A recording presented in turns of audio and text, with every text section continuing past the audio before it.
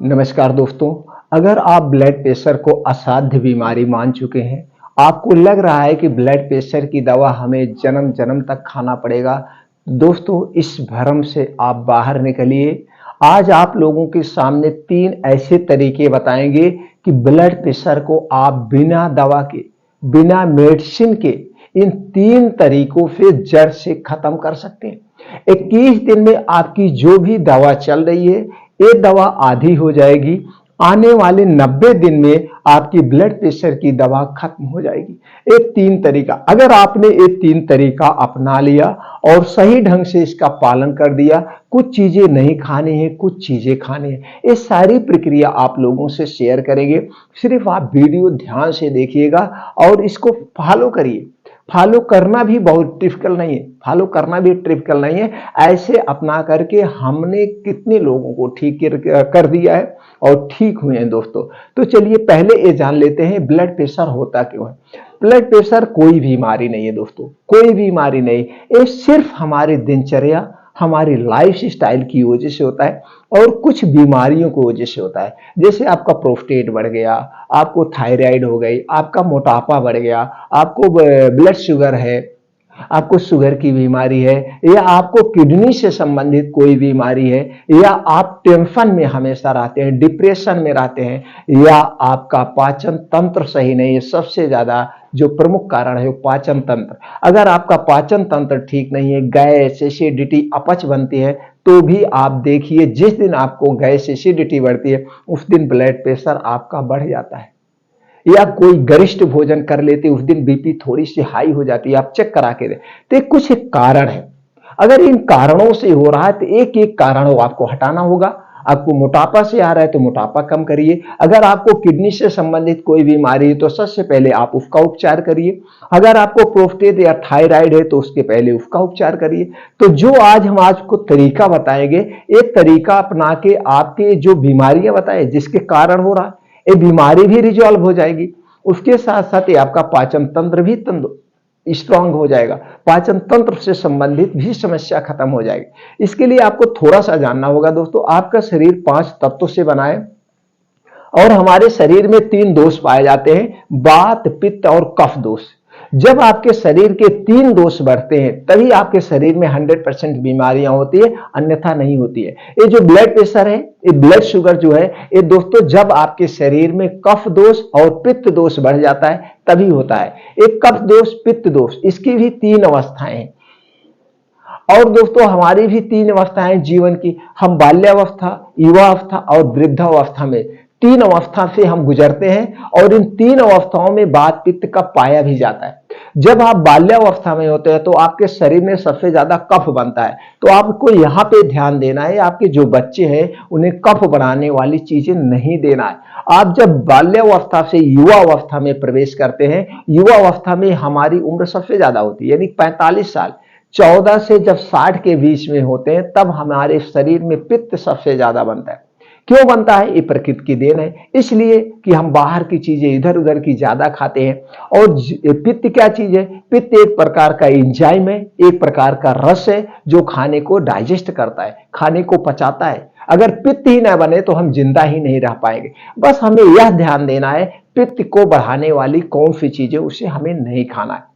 तो दोस्तों सबसे पहले अब आप जान लीजिए ब्लड प्रेशर होता क्यों है, कौन सी चीजें आपको नहीं खाना है जो पित्त और कफ को बढ़ाती है। इसे आज ही अभी आपको छोड़ देना है, तुरंत तुरंत। कितना दिन के लिए? 21 दिन के लिए। फिर हम वो स्टेप बताते हैं किस स्टेप से आपको करना है।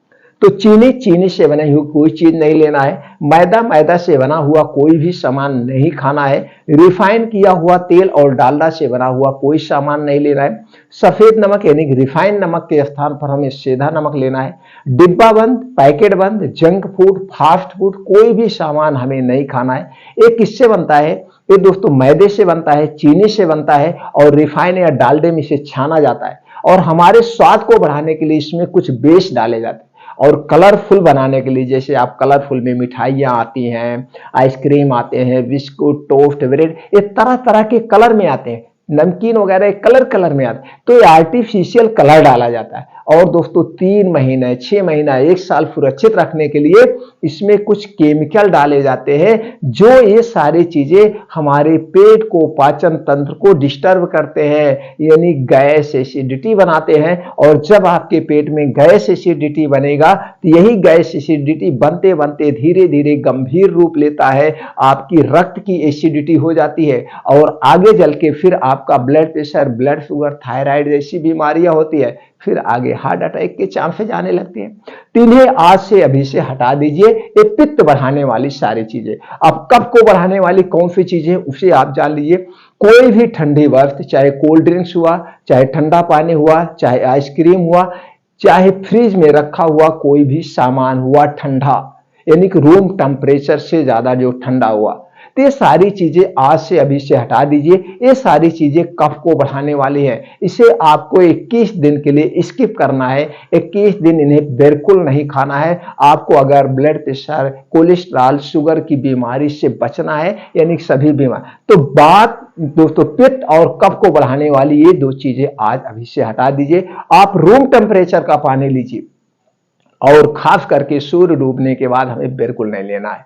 तो ये चीजें आपको आज से ही स्किप कर देना है। तो ये आज चीजें अगर हटा देते हैं तो आप जान लीजिए 50% आपकी बीमारी ठीक हो गई। और कुछ खाने के नियमों का आपको बदलाव करना होगा जो गैस एसिडिटी को बढ़ा। दोस्तों आप जानते हैं आपका शरीर या हमारा शरीर प्रकृति से बना हुआ है, तो हमें प्रकृति के कुछ रूल फॉलो करना होगा। जैसे खाने का जो प्राकृतिक रूल है वो सूर्योदय के 2 से ढाई घंटे बाद और सूर्यास्त के 40 मिनट पहले हमें जो कुछ भी खाना है वो खा लेना चाहिए। इसके बाद हमारा पाचन तंत्र क्या होता है, वीक हो जाता है, यानी स्लो हो जाता है, तो हमें नहीं खाना है। ये रूल को आपको फॉलो करना होगा, स्वस्थ रहना है। और दोस्तों आपके शरीर में 2 पाचन तंत्र है, 2 चक्कियां है जो खाने को पीसती है, खाने को गलाती है। पहली चक्की कौन सी है? पहली चक्की आपका मुंह है जहां पे आपका खाना 80% पचता है और दूसरा आपका पेट है जहां पे आपका खाना 20% पचता है। तो इसीलिए जब भी आप खाना खाइए बैठ के आराम से अलथी पलथी मार के खाइए और आपका जो खाना हो 32 बार उसे चबाना चाहिए एक निवाले। तो जब आप इसे 32 बार चबाएंगे तो मुंह में एक खाना पानी की तरह बन जाएगा और मुंह से एक लार या सलाइवा निकलती है जो खाने को पचाती है। और जितने लार और सलाइवा बनेगी आपके पाचन में जाएगी, आपके जो है एसिडिटी को ये कम करती है। चूंकि ये लार और सलाइवा जो है ना दोस्तों, ये अल्काइन होता है, तो आपको 32 बार चबा के खाना है। तो इसके और बेनिफिट है। इसके क्या और बेनिफिट है दोस्तों? जब आप 32 बार खाना चबा के खाएंगे तो ठीक से डाइजेस्ट होगा, गैस एसिडिटी नहीं बने। दूसरा बेनिफिट क्या है? अब आपको जो खाना खाते समय पानी पीते हो, पानी नहीं पीना पड़ेगा, गले में फंसेगा नहीं, क्योंकि वो खाना पानी बन गया है। और पानी की और क्यों पीते हैं? जब कोई आप तीखा खाते हैं तो तीखा आप हटा दीजिए, पानी की जरूरत ना हो। तो खाना खाते समय हमें पानी नहीं पीना है। खाना खाने के 1 घंटे पहले पीना है, खाना खाने के 1.5 घंटे से 2 घंटे के बाद आप पानी पिएंगे, ये अमृत के समान है। इतना रूल आप फॉलो करिए। चलिए पहले स्टेप पे चलते हैं।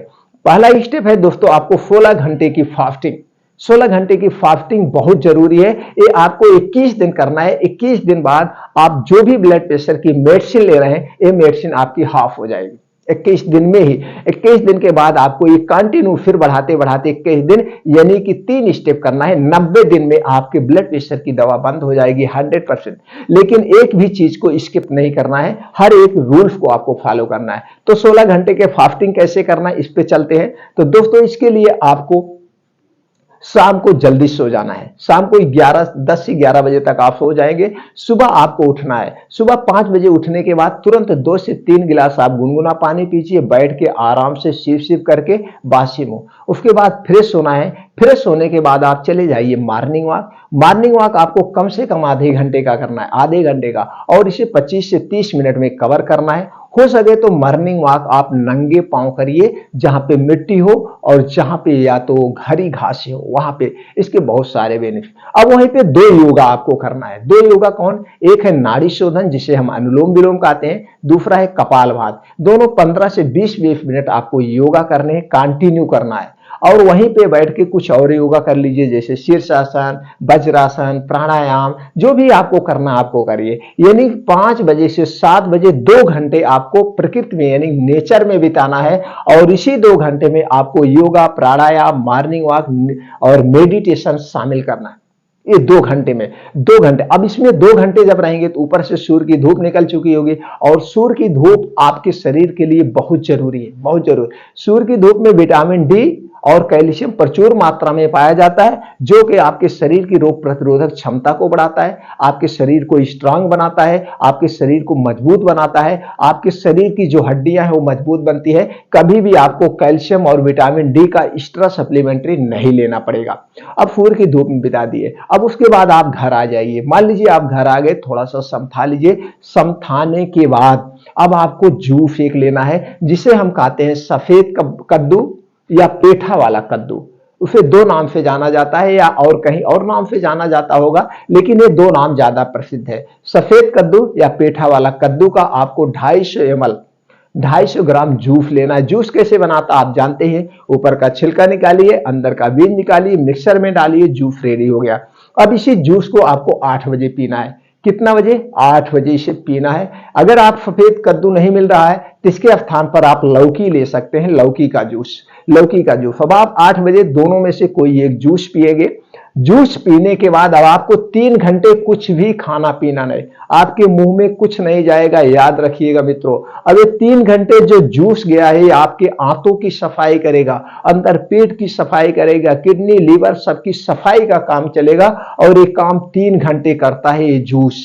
अगर उसमें आपको बीच में अगर प्यास लगती है तो सिर्फ गुनगुना पानी आप ले सकते हैं, सादा गुनगुना पानी, इसके साथ कुछ नहीं होगा, वैसे प्यास नहीं लगेगी। अब 3 घंटे जब साफ सफाई का काम हो जाएगा, यानी 8 से 11 बज गया। अब 11 बजे तक साफ सफाई का काम हो गया आपके अंदर पेटों का।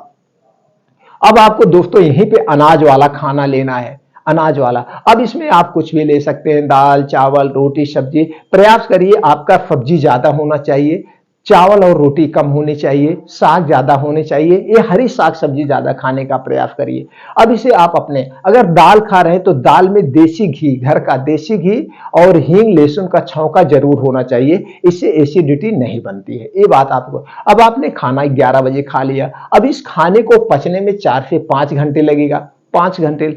अब आपको कुछ नहीं खाना है, अब आपको कुछ नहीं खाना है। अब दूसरी प्रक्रिया आपको क्या करना है, यानी कि 5 से 6 बजे सूर्य डूबने के आधे घंटे पहले, सूर्य डूबने के आधे घंटे पहले अब आपको एक सलाद लेना है। यह सलाद सर्वगुण संपन्न है।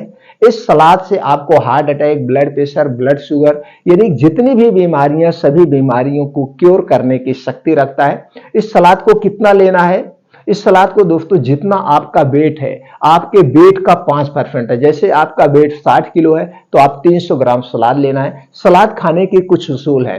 सलाद खाने के 1 घंटे पहले कुछ नहीं खाना पीना है, और सलाद खाने के 2 घंटे से 3 घंटे तक कुछ भी आपको खाना पीना नहीं, आपके मुंह में कुछ नहीं जाएगा। ये सलाद खाने के उसूल हो गए। सलाद को हमें खाना खाते समय कभी नहीं खाना चाहिए, बल्कि खाने के स्थान पर खाना चाहिए। खाना को स्किप करिए, उसके स्थान पर आप सलाद को खाइए। तो सलाद कौन कौन सी चीजों का बनेगा, अब इसको आप जान लीजिए। इसमें आपका गाजर होगा 100 ग्राम, चुकंदर 50 ग्राम, मूली 1 पीस होगा, प्याज 50 ग्राम, टमाटर 50 ग्राम, और अदरक का 3 से 4 इंच का एक टुकड़ा, 3 लहसुन की कली होगी, और इसमें पुदीना की 8 से 10 पत्तियां होगी। आपको धनिया कटा हुआ 2 चम्मच, हरी धनिया कटी हुई पत्ती 2 चम्मच लेना है, और इसी में भुना हुआ जीरा आधा चम्मच डालना है, और 1 चुटकी आपको काली मिर्च का पाउडर डालना है। स्वाद अनुसार आप इसमें क्या डालेंगे, स्वाद के अनुसार आप इसमें काला नमक डालेंगे, और हो सके तो 2-1 आंवला मिल जाए, आंवला भी ले लीजिएगा। इसे आप सलाद के तौर पे काट सकते हैं। अगर ये सारी चीजें सलाद के तौर पे नहीं खा पा रहे हैं, सब मिक्स करने में आपको अच्छा नहीं लग रहा है, तो इसका पूरा जूस निकाल लीजिए। अब इसकी मात्रा आप घटा बढ़ा सकते हैं, जितना आपका वेट है इसमें से क्वांटिटी घटा बढ़ा सकते हैं। बस आपको चुकंदर ज्यादा नहीं लेना है, चुकंदर को 85 ग्राम रखना है, बल्कि कम ही रखिएगा, 50 ग्राम से ज्यादा मत लीजिएगा, क्योंकि इसमें आयरन की मात्रा ज्यादा होती है। आप इसे ज्यादा लेंगे तो गैस एसिडिटी बनेगा। तो दोस्तों इसे पूरा जूस निकाल के आप पी सकते हैं। तो चलिए, आपने मान लीजिए इसे 6 बजे ले लिया, आपने 6 बजे ले लिया, 11 बजे आपने खाना खाया, 6 बजे आपने सलाद खा लिया। अब आपको 4 घंटे तक तो सलाद खाने के बाद कुछ नहीं खाना, 3 घंटे। अब बच गया कितना? 10 बज गया। अब 10 बजे आप सोने जा रहे हैं, कुछ खाना पीना नहीं है, इसके अलावा आपके मुंह में कुछ नहीं जाएगा। आपको अगर प्यास लगी है तो आधा गिलास गुनगुना पानी आप पी लीजिए, नहीं तो प्यास नहीं लगी है तो कोई बात नहीं, अब आप हो जाए। अब आपने 10 बजे 6 बजे खाया था, 10 बजे तक ये आपका खाना पच गया, ये आपका सलाद पच गया। अब 10 से सुबह 10 तक 12 घंटे का समय मिल गया आपके अंदर के आर्गन को, आंतों को, लीवर को, किडनी को, हार्ट को, माइंड को, सबको रिलैक्स करने का समय मिल गया। और ये रिलैक्स नहीं होगा, ये अपनी साफ सफाई करते हैं। अब अंदर जो विषैले पदार्थ है, अंदर जो विषैले सेल्स है, उन्हें अब ये साफ सफाई, यानी कि आपके जो अंदरूनी अंग है, इस शरीर अपनी खुद की साफ सफाई करने का उसे समय मिल गया। पूर्ण रूप से आप साफ सफाई कर लेगा और आपको एक अच्छा सा एहसास फीलिंग होगा। अगर आप 11-12 बजे वहीं पे खाना खा रहे हैं तो इस खाने को पचाने में 7-8 घंटे लग जाता है। आप 10 बजे खाना खा रहे हैं, 8 बजे तक ये खाना पचाने में लग गया, फिर सुबह आप उठ गए, फिर काम करने लगे, तो शरीर, ये माइंड आपका दो काम एक साथ नहीं करता है। जैसे रोड है, रोड पे गाड़ी भी चले और सफाई का काम दोनों एक साथ हो सकता है? नहीं हो सकता। उसी तरह से आपका शरीर है, एक ही काम करेगा, या तो खाने को पचाएगा या अपने आप को क्या करेगा, पुनः साफ सफाई करेगा, रीसेल करेगा। तो दोस्तों इसलिए आपको 16 घंटे की फास्टिंग करना है, ये आप समझ गए। अब दूसरा आपको क्या और करना है, अगर हो सके तो दोस्तों आपके कोई नियर में जो निजी प्रैक्टिशनर होते हैं, अब तो हर एक गली मोहल्ले में होते हैं, हर एक चौराहे पे होते हैं, उनके पास आपको पानी का एनीमा लेना है, सिर्फ पानी का, सादे पानी का एनीमा वो आपको दे देंगे साफ, जिसमें बालू वालू न हो, एकदम स्वच्छ साफ पानी, यही सादा पानी। तो एनीमा कितने दिन लेना है? शुरुआती 21 दिन में। शुरुआती 21 दिन जब आप एनीमा लेंगे तो पूरी आंतों की ठीक से सफाई हो जाएगी। एक तो सलाद से सफाई हो गई, दूसरे जूस से सफाई हो गई, और तीसरे आपके सलाद से। और जब ये हमारे आंतों में, पेटों में कचड़े जमे होते हैं, तभी हमें ब्लड प्रेशर बनता है।